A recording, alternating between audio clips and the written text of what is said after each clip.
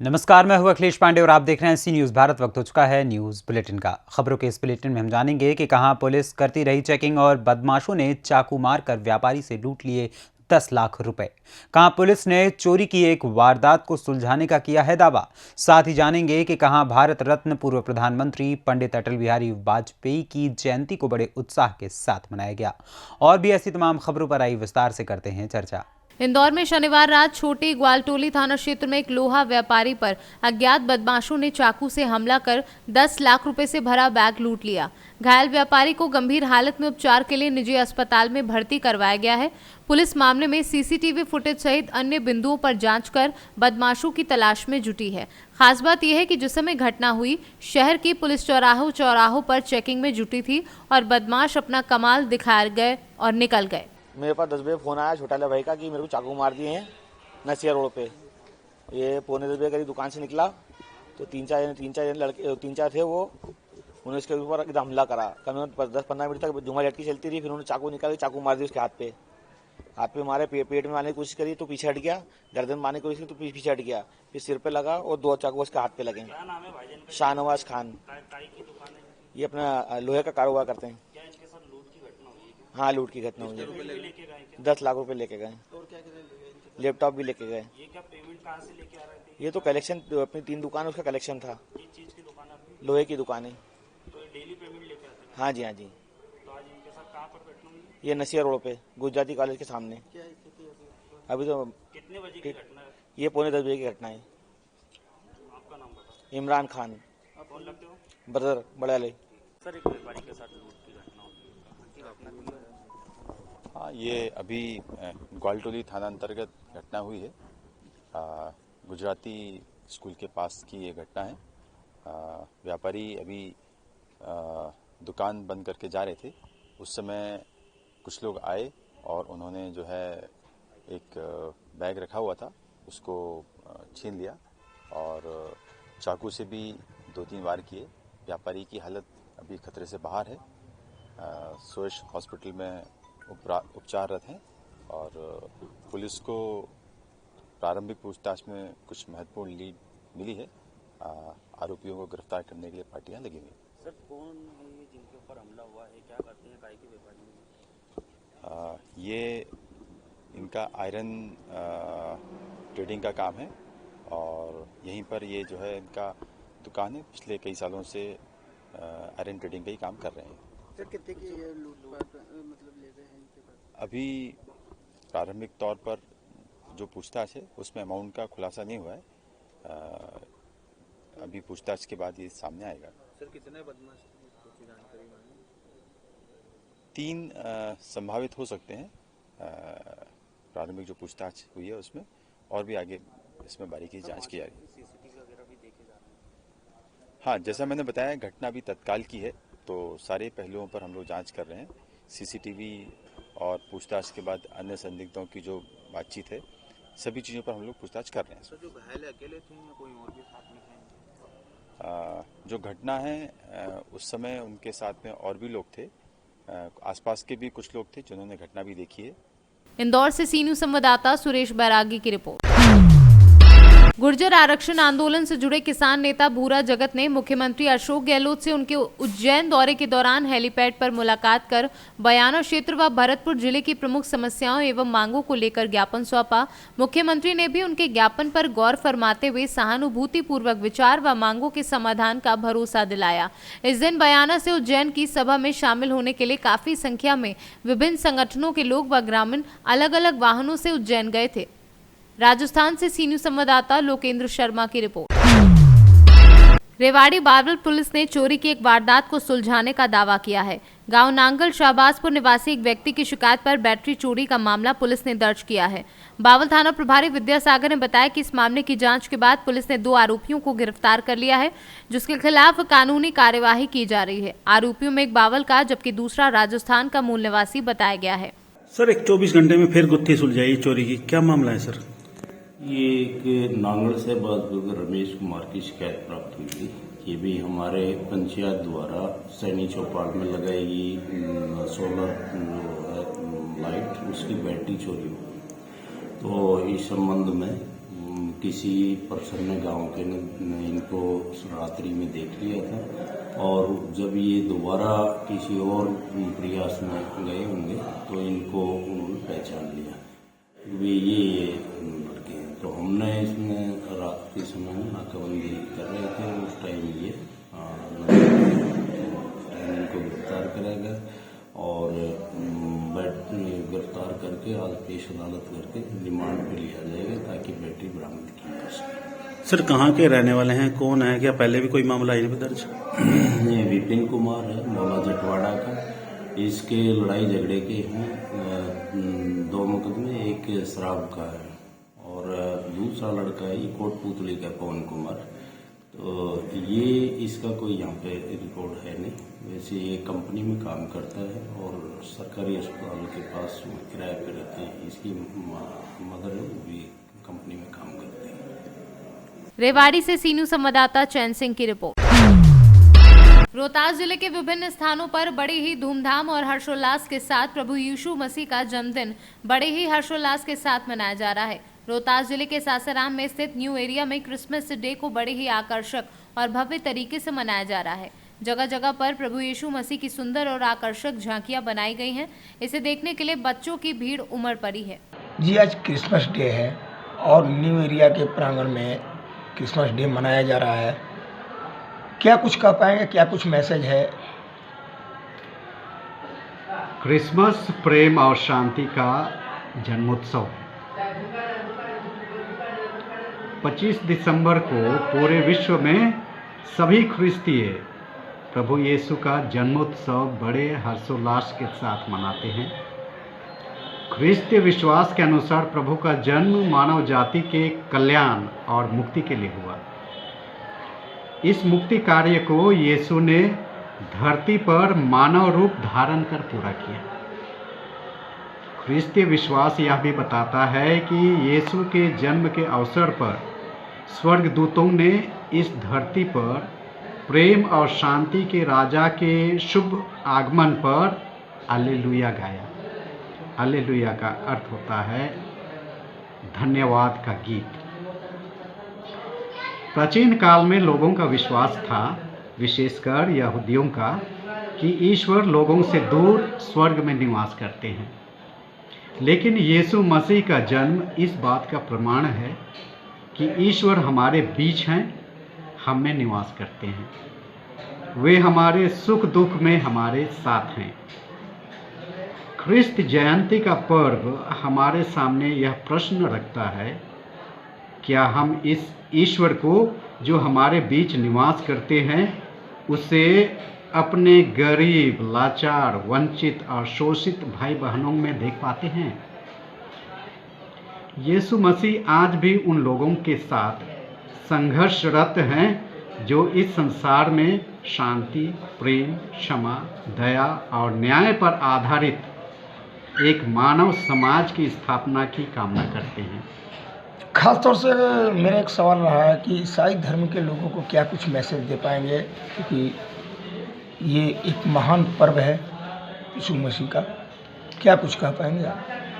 सभी ईसाइयों के लिए वही मैसेज जाता है कि हम यीशु ख्रिस्त ने जो हमें करने को कहा है, प्रेम का संदेश, दया का संदेश और क्षमाशीलता का संदेश, उस संदेश को हम अपने जीवन में उतारें और उसी के अनुरूप जिएं। यही क्रिसमस का मर्म भी है और सभी ख्रिस्तियों के लिए यही विशेष संदेश भी है। आपका परिचय? Father Edward. रोहतास से सीनू संवाददाता पंकज कुमार की रिपोर्ट। भारत रत्न पूर्व प्रधानमंत्री श्री अटल बिहारी वाजपेयी की जयंती के अवसर पर सुशासन दिवस जिला अस्पताल संभल में अल्पसंख्यक मोर्चा के निवर्तमान जिलाध्यक्ष सैयद शान अली ने अपने अल्पसंख्यक मोर्चा के कार्यकर्ताओं के साथ मरीजों को फल वितरित कर मनाया, जिसमें गुलजार अंसारी, निवर्तमान मंडल अध्यक्ष संभल नगर अब्दुल हकीम, पूर्व अल्पसंख्यक मोर्चा विधानसभा प्रभारी सैयद सादिक अली व अन्य लोग उपस्थित रहे। संभल से सीनू संवाददाता LK भारद्वाज की रिपोर्ट। दातागंज में एक हॉस्पिटल है दिल्ली केयर, जहां पर डॉक्टर ये अस्तियाक और डॉक्टर तौफीक तैनात हैं। दोनों डॉक्टर ऐसे हैं जो गरीब लोगों का मुफ्त में इलाज करते हैं। वहीं दो बुजुर्ग जिनका कोई नहीं है, जो ग्राम धनौरा के निवासी हैं, उनका कोई नहीं है। उनका 6 माह में मुफ्त इलाज किया गया और उनको ठीक कर दिया। इतना ही नहीं, उनके पैसों से भी मदद की। ऐसे अनेक लोग हैं जिनका वह फ्री में इलाज करते हैं। वही ये लोग प्रत्येक रविवार को लोगों की आंखों का इलाज मुफ्त में करते हैं, जहां कई लोगों को मुफ्त रोशनी दे रहे हैं।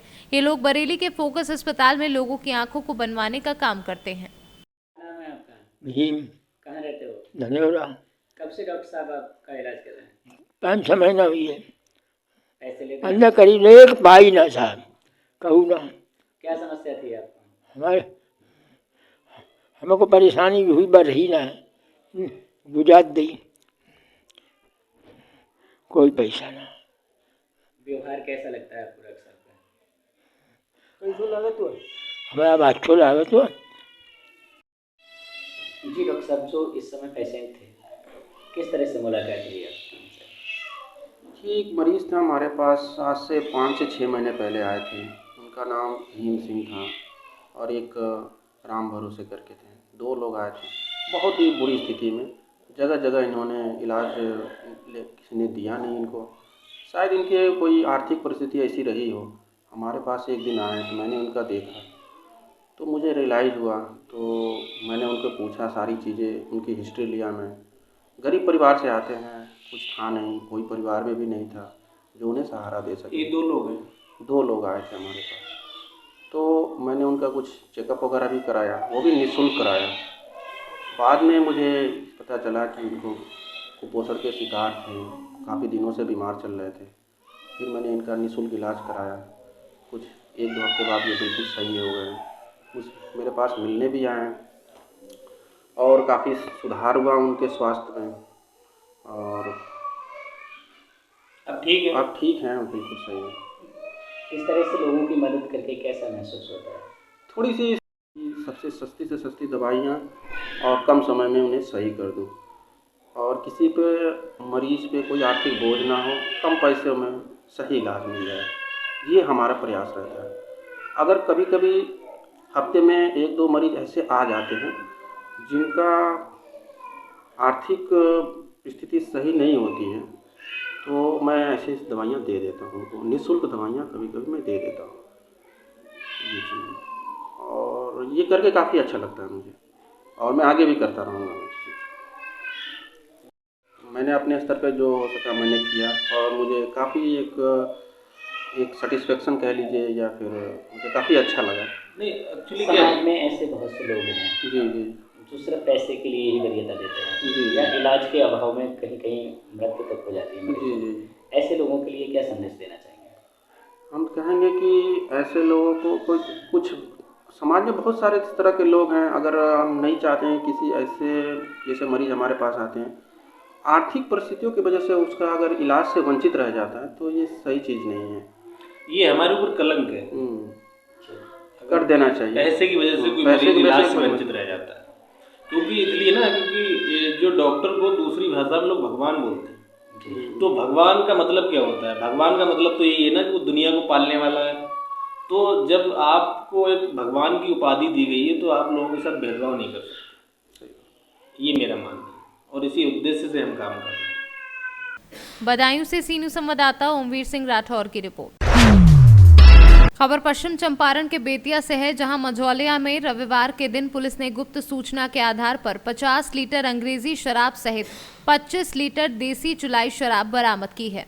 कल शराब की सूचना पर विशेष रेड छापेमारी कराई गई थी माधोपुर रमना पुल के पास। तो वहां पर जो है काफ़ी मात्रा में शराब बरामद हुई थी, जिसमें 21 पीस 375 ml का रॉयल स्टेज का शराब है, और 239 पीस जो है 8 PM फ्रूटी है, वो भी अंग्रेजी शराब है, तथा 25 लीटर है वो देसी चुलाई शराब है। इसमें 4 व्यक्तियों को चिन्हित किया गया है। कारोबारी गन्ना का खेत का फायदा उठाकर भागने में सफल रहे 4 व्यक्तियों को चिन्हित किया गया है और नामजद प्राथमिकी दर्ज की गई है। बेतिया से सीनू संवाददाता विनोद कुमार की रिपोर्ट। हेरहंज में प्रसव कराने के मामले में पीड़िता से कान की बाली लेने का मामला तूल ही पकड़ता जा रहा है। शनिवार की शाम भाजपा के प्रदेश प्रवक्ता प्रतुल शाहदेव के हेरहंज पहुंचने के बाद प्रशासन ने आनन फानन में आरोपित दोनों नर्सों का तबादला कर दिया। दोनों को हेरहंज से हटा दिया गया है। लातेहार से एक हृदय विदारक घटना सामने आई थी, जबकि एक दलित बेटी को प्रसव के समय 2 सरकारी नर्सों ने ब्लैकमेल करके उसके कान की बाली को खुलवा लिया था। उससे घूस मांगा जा रहा था, वो घूस देने में असमर्थ थी, तो जिस चीज को मुफ्त कराना चाहिए था उसके एवज में उन्होंने उस बेटी के कान के बाली को खुलवा लिया। इस मामले को लीपापोती करने की कोशिश की गई। मैं कल हेरंज में उस दलित परिवार की बेटी के घर गया और मैंने सरकारी अधिकारियों को चेतावनी दी थी कि कड़ी कार्रवाई नहीं होगी तो हम आंदोलन करेंगे। आज हमें जानकारी मिल रही है कि सिर्फ दोनों नर्सों का तबादला किया है, तो हम सरकार को चेतावनी देते हैं, विभाग को चेतावनी देते हैं कि अगर इन दोनों को बर्खास्त नहीं किया गया, इनके खिलाफ आपराधिक मामला दर्ज नहीं किया, तो अब हम सीधा आंदोलन करेंगे। सिर्फ तबादला करने से उस दलित बेटी को न्याय नहीं मिलेगा। लातेहार से सी न्यूज़ संवाददाता मनीष गुप्ता की रिपोर्ट। अदलाहट मिर्जापुर में प्रतिभा सामाजिक संस्था द्वारा मेधावी छात्रों को पुरस्कार वितरण व सम्मान समारोह का आयोजन रविवार को नवज्योति इंटर कॉलेज गरौड़ी में किया गया। मुख्य अतिथि लालता सिंह राजकीय महिला महाविद्यालय की प्राचार्य डॉक्टर नीलम टंडन ने मां सरस्वती की प्रतिमा पर माल्यार्पण व दीप प्रज्वलन कर कार्यक्रम का शुभारंभ किया। उन्होंने अपने संबोधन में संस्था का आभार व्यक्त करते हुए कहा कि हमें महापुरुषों की जीवनी को स्मरण कर उनके आदर्श को आत्मसात करना चाहिए। डॉक्टर टंडन ने छात्रों को पुरस्कृत करते हुए कहा कि प्रतिभावान छात्रों को अपने ज्ञान व प्रतिभा को हमेशा अपडेट करते रहना चाहिए। क्या आपको मिला, क्या किस चीज़ में आपने भाग लिया था? 3rd प्राइज़ मिला है मुझे और मैंने प्रतिभा सामाजिक संस्था में भाग लिया था। क्या संदेश देंगे बाकी बच्चों को? यही देना चाहूँगी कि जो भी कंपटीशन होता है उसमें सबको पार्टिसिपेट करना चाहिए और डरना नहीं चाहिए कि हाँ मेरा होगा कि नहीं होगा। पार्टिसिपेट करना चाहिए, चाहे हार हो चाहे जीत हो। मेरा नाम प्रगति है। मैं कक्षा 9-10 ग्रुप में प्रतिभा सामाजिक संस्था में प्रथम स्थान प्राप्त की हूँ और मेरा उन बच्चों को ये संदेश है जिन्होंने इसमें पार्टिसिपेट किया और जीत नहीं पाए हैं, उनको ये संदेश है कि अगर आप हारते भी हैं तो आपको कुछ सीखने को मिलता है, इसलिए आप पार्टिसिपेट करिए किसी भी एग्ज़ाम में और कोशिश करते रहिए। आगे आपका क्या लक्ष्य? मेरा लक्ष्य नाम प्रवीण कुमार है। क्या प्रतिभा है आपकी? मैंने टैलेंट हंट में 3रा स्थान प्राप्त किया है और मैं इस सफलता का क्रेडिट अपने गुरुजनों और अपने दोस्तों को देना चाहता हूँ। कैसा महसूस कर पा रहे हैं? मैं बहुत अच्छा महसूस कर रहा हूँ। और संदेश क्या देना चाहेंगे? मैं सभी लोग को, जो लोग इस परीक्षा को नहीं पास कर पाए, मैं उनको यही कहना चाहूँगा कि मेहनत करते रहिए, एक दिन आपका भी आएगा। बोलिए। बाबूलाल, आपने कहाँ पे भाग लिया था, क्या आपको मिला, क्या संदेश देंगे? हम अपने साथ जो हमारे साथ के बच्चे उनसे यही कहूँगा कि बस मेहनत का आपको खुद ढूंढ लेगी, आपको सफलता के पास जाने की कोई ज़रूरत नहीं है। सिर्फ आगे आपका क्या लक्ष्य है? सर, हमारा आगे लक्ष्य है IIT JEE का प्रिपरेशन करना, उसमें जाना चाहते हैं, बीटेक IIT के थ्रू बीटेक करना चाहते हैं। कार्यक्रम का उद्देश्य है टैलेंट हंट कार्यक्रम का मुख्य उद्देश्य प्रतिभाओं को खोजना और इसके साथ ही गरीब बच्चों को छात्रवृत्ति के द्वारा उनको आर्थिक सहायता पहुंचाना। आज की जो बहुत ही आवश्यकता बनकर रह गई है कंप्यूटर का ज्ञान, तो जो बच्चे अफोर्ड नहीं कर सकते हैं, निर्धन हैं, उनको निःशुल्क कंप्यूटर प्रशिक्षण देना इस प्रतिभा सामाजिक संस्था का उद्देश्य है और इस उद्देश्य को बहुत ही खूबसूरती से प्राप्त कर रही है ये संस्था। मैं इनको शुभकामनाएं देती हूँ कि ये इसी तरह कार्य करते रहें ताकि और भी निर्धन बच्चे जो अफोर्ड नहीं कर सकते हैं वो इनकी सहायता से आगे आएँ, कंप्यूटर का ज्ञान प्राप्त करें, प्रशिक्षण प्राप्त करें और अपने जीवन में आगे बढ़ें। हमारी संस्था की तरफ से प्रत्येक वर्ष प्रतियोगी परीक्षा आयोजित कराई जाती है। उसी के संदर्भ में प्रतियोगी परीक्षा आयोजित 27 नवंबर को कराई गई थी और जो बच्चे टॉप 10 तक स्थान प्राप्त करते हैं group A, group B, group C के, उन्हें पुरस्कृत किया जाता है और सम्मानित किया जाता है। आज उसी क्रम में आज पुरस्कार वितरण और सम्मान समारोह का कार्यक्रम रखा गया था, जिसमें ग्रुप ए के 10 बच्चों, ग्रुप बी के 10 बच्चों और ग्रुप सी के 10 बच्चों को पुरस्कार वितरित किया गया और उन्हें सम्मानित किया गया। संस्था क्या क्या कार्य करती है? संस्था बच्चों को निःशुल्क शिक्षा प्रदान करती है, साथ ही साथ अन्य जो सामाजिक गतिविधियाँ होती हैं संस्था के द्वारा प्रदान की जाती हैं और समाज में सुचारू रूप से उससे संपन्न की जाती है। संस्था का मुख्य कार्य क्या है? संस्था का मुख्य कार्य सामाजिकता का है। समाज में जो जैसे कि प्रतिभा बच्चों में प्रतिभा की अलग को जगाना, बच्चों के अंदर प्रतिभा जो कहीं ना कहीं छुपी हुई दबी हुई है प्रतियोगी परीक्षा करा के उनके अंदर से प्रतिभा का निखार करना, साथ ही साथ सामाजिक पुंज के जितने भी कार्य हैं वो इस संस्था के माध्यम से किए जाते हैं। मिर्जापुर से सीनू संवाददाता अनीश कुमार की रिपोर्ट। एरोरा वाराणसी शक्तिनगर मार्ग स्थित ACP tollways private limited Aurora के निदेशक राम अवध यादव के देखरेख में रविवार को सरकारी एवं गैर सरकारी संस्थाओं के सहयोग से निःशुल्क स्वास्थ्य परीक्षण एवं रक्तदान शिविर का भव्य आयोजन किया गया। उक्त शिविर में कई निजी संस्थाएं साईनाथ हॉस्पिटल वाराणसी, जीवन medical college Chandauli, Satya hospital Narayanpur व अन्य टीमों ने, साथ ही क्षय रोग जिला चिकित्सक मिर्जापुर की उपस्थिति में क्षेत्रीय लोगों ने रक्तदान शिविर में बढ़ चढ़कर अपनी भागीदारी दी तथा अस्वस्थ लोगों ने विभिन्न विभागों में जाकर चिकित्सकों से परामर्श लिए तथा इलाज के दौरान निःशुल्क दवा वितरित की। आयोजित शिविर के मुख्य अतिथि डॉक्टर नरेंद्र कुमार श्रीवास्तव एवं क्षेत्रीय विधायक रमा शंकर सिंह पटेल स्वास्थ्य शिविर में पहुंचे। उन्होंने दीप प्रज्वलन के साथ प्रांगण में वृक्षारोपण कार्यक्रम किया। तदुपरांत स्वास्थ्य शिविर में पहुंचकर चिकित्सकों को सम्मानित करने के साथ साथ वहां पर उपस्थित जनमानस से भी बातचीत की।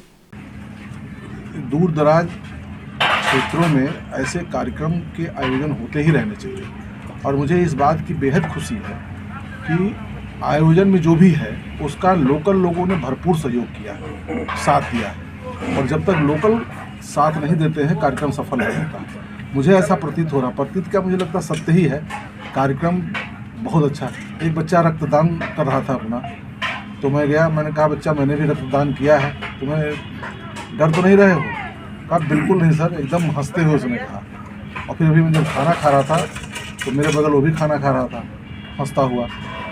तो अगर रक्तदान करने के बाद कोई बच्चा हंस रहा है इसका मतलब कार्यक्रम पूरी तरह सफल है और लोग उत्साह से इसमें भाग ले रहे हैं। कार्यक्रम आयोजित करना, कार्यक्रम सफल होना अलग बात है और उसमें पार्टिसिपेट करने वाले, चाहे वो आयोजक के रूप में, चाहे रक्तदान करने के रूप में, जिस भी रूप में जो सफल हो रहे हैं, शामिल हो रहे हैं, उनमें उत्साह अगर है तो कार्यक्रम तो अपने आप सफल होगा। मुझे यहाँ के लोगों में उत्साह दिखा, इसलिए मैं कह सकता हूँ कि कार्यक्रम सफल है। मिर्जापुर से सीनू संवाददाता अनिल केशरी की रिपोर्ट। फिलहाल के लिए इस न्यूज़ बुलेटिन में इतना ही। देश दुनिया की तमाम खबरों के लिए देखते रहें सी न्यूज़ भारत। हर खबर आपके साथ, आपके हाथ।